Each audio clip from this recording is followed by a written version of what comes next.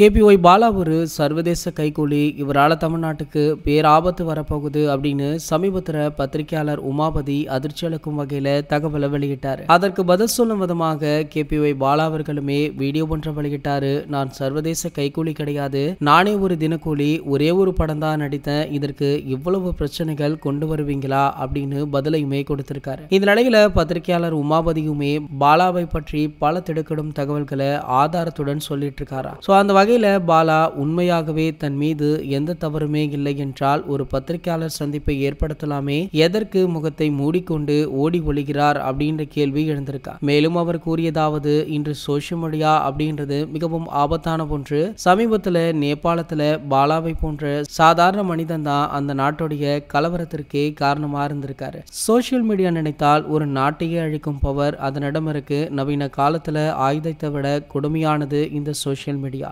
ரத்தமும் சதையும் கேரளும் இல்லாமல் எதிரிய மிக சுலபமாக முடித்து விடலாம் அப்படின்னு பாலா அவர்களுக்கு எதிராக மீண்டுமே அந்த பத்திரிகையாளர் ஒரு ஸ்பீச்சை கொடுத்திருக்காரு.